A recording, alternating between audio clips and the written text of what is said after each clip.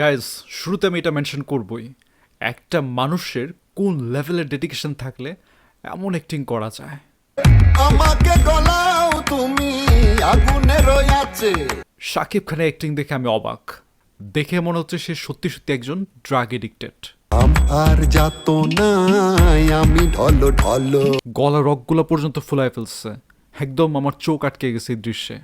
তবে মিউজিকটা আসলে কেমন ছিল? এটা কি সত্যি আমাদেরকে হতাশ করেছে, নাকি আমরা যেমনটা চেয়েছিলাম, যেমনটা প্রত্যাশা করেছিলাম সেটা ডেলিভার করতে পেরেছে? সেটা নিয়ে কথা বলবো এই ভিডিওতে।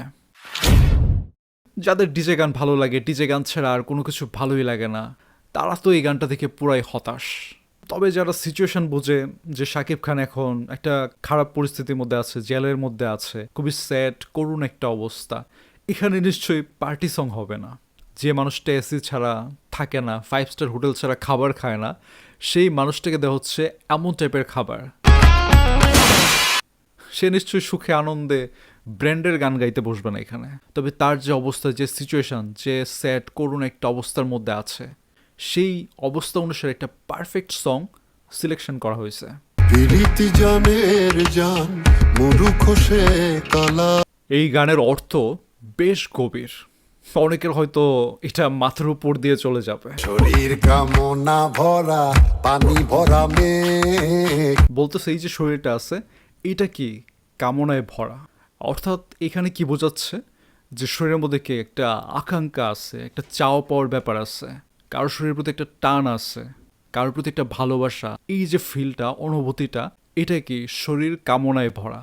আর পানি ভরা মেঘ, এখানে এটা কিন্তু রূপক অর্থে ব্যবহার করছে, বুঝাইছে যে আমাদের যে এই যে শরীরের যে চাহিদাটা যে আছে, এই যে আকাঙ্ক্ষা, এই যে কামনা, বুকের মধ্যে চেপে রাখতে রাখতে এগুলো কি একদম জমা হয়ে যায়, জমা হয়ে মেঘের মতো অবস্থা ধারণ করে।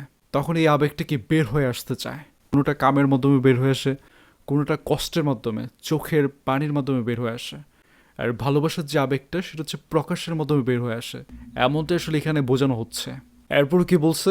ছুঁয়ো না তুমি কাঁটার আবেগ। ছুঁয়ো না তুমি কাটারও আবেগ। এখানে সে বোঝাচ্ছে যে আমার যে মানসিক অবস্থা, যে সিচুয়েশনের মধ্যে দিয়ে আমি যাচ্ছি, তুমি আমাকে ছুঁয়ো না। তুমি যদি ছোও তাহলে এই কাটার আঘাতে তুমি কষ্ট পাবা। এটা সে তার প্রিয় মানুষ, তার ভালোবাসার মানুষকে বোঝাচ্ছে। একে একে সব দেই বধুয়ার কাছে। এখানে কি বলতেছে? একে একে শব্দেই বদুয়ার কাছে, মানে যে ভালোবাসার মানুষটা আছে তাকে আমি সব দিচ্ছি, আমার ইমোশন দিচ্ছি, আবেগ দিচ্ছি, সব কিছু দিয়ে তার হাতে আমি নিজেকে সমর্পণ করে দিচ্ছি। আমাকে গলাও তুমি আগুনের আছে। কিন্তু বিনিময়ে সেই মানুষটা আমাকে কি করছে? অবহেলা করছে, আমাকে হার্ট করছে, কষ্ট দিচ্ছে, মানে আগুনের আছে আমাকে পোড়াচ্ছে। আপনার মেন্টাল হেলথ কেমন, আপনি একটা খারাপ সিচুয়েশনে তাকে কতটা মানিয়ে চলতে পারবেন, সব কিছু সে একটা টেস্ট নিচ্ছে। এটাই বলতেছে যে আমাকে পোড়াও তুমি আগুনের আছে। প্রীতি জানে না কালা কোনো সঙ্গে না।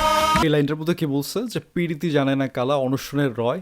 এখানে কালা বলতে কিন্তু একটা প্রতীক অর্থে বোঝানো হয়েছে কৃষ্ণকে। প্রাণ ডালিম যেন ফেটে দুই ভাগ। এ প্রাণ ডালিমের মতো ফেটে দুই ভাগ, মানে যখন মানুষটা তার ইমোশন বোঝে না, তার দুঃখ কষ্ট সবকিছু বোঝে না, তার ভালোবাসাটা বোঝে না, কেয়ারটা বোঝে না, সেই সময় মনে হয় যেন এই যে প্রাণটা যে সেটা ফেটে দুই ভাগ হয়ে যাচ্ছে, এমন একটা পরিস্থিতি তৈরি হয়ে যায়। তো এই ছিল লিরিক্স। এর চেয়ে বেশি বললে এটা আরও ভিডিওটা আরও বেশি বড় হয়ে যাবে। তত যদি মনে হয় যে আরও সামনের ওই লিরিক্সটা আমি ব্যাখ্যা করি বা আরও ভালো করে বুঝিয়ে বলি, তাহলে কমেন্টে জানাতে পারিস। আর এই ভিডিওর জন্য আমি লাইক এইম করবো হচ্ছে 20 লাইক, বেশি না, জাস্ট 20টা লাইক হইলেই চলবে। তো আজকের ভিডিও এই পর্যন্তই, দেখা হচ্ছে খুব তাড়াতাড়ি নতুন ভিডিওতে।